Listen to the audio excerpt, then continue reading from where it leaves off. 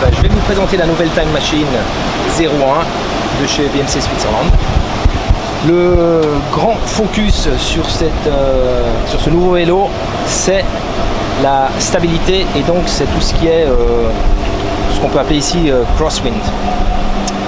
On a travaillé avec Sauber Engineering sur ce sujet et tout ce qui est forme de tube, etc.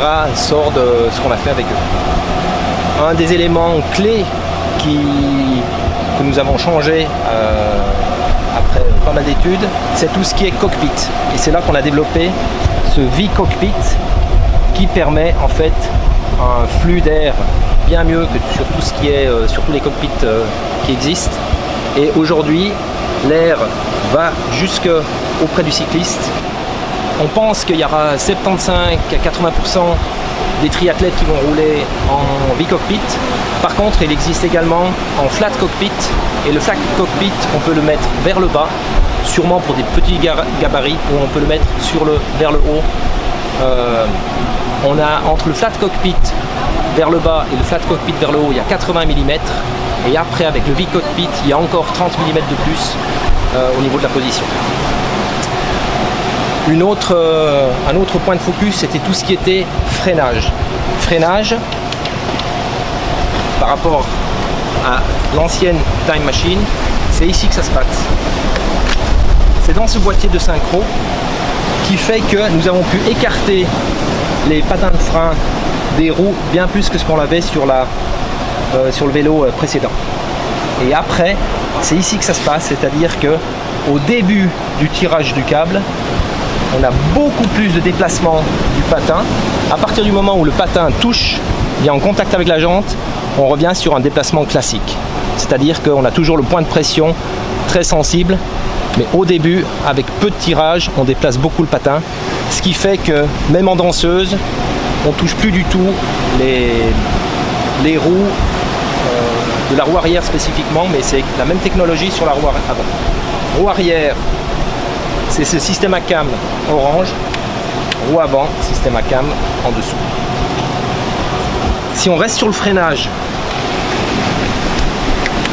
un deuxième point, c'est le fait d'ajuster les patins de frein une fois pour toutes pour les différentes paires de roues. C'est-à-dire que si vous avez une paire de roues de course ou une paire de roues d'entraînement,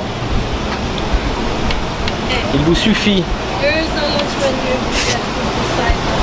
de démonter d'une manière très rapide ces deux clés, ces deux vis et de changer la pièce que vous aurez préparée au préalable ici. Là vous préparez vos trous d'entraînement, là vous avez vos trous de course.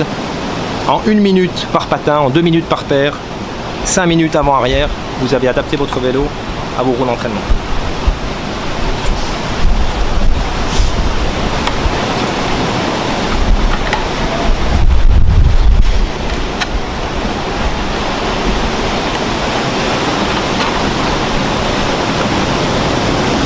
On reste sur les fonctions du vélo, bien sûr tout ce qui est storage box. Ici, vous avez suffisamment de place. Elle s'ouvre.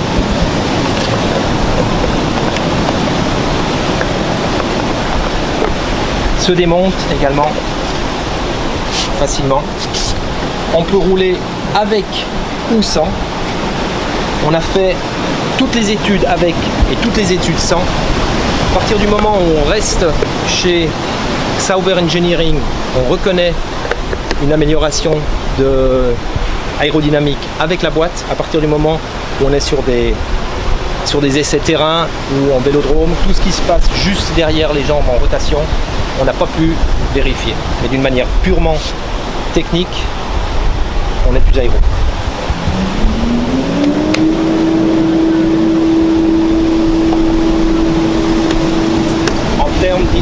En termes de hydration pack entre guillemets, on a 3 options, c'est-à-dire que soit on part avec 2 bidons, dans ce cas-là vous êtes sur la position haute ici et dans la position ici. Si on part qu'avec un bidon, vous vous mettez en low position et aérodynamiquement vous gagnez encore en étant avec un bidon sur la position basse.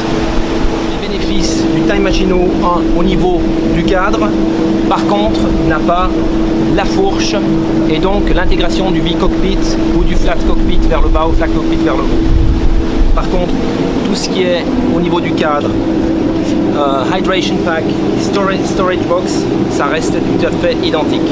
La grande différence, bien sûr, la fourche avec son intégration optimisée qu'on retrouve sur le Time 2.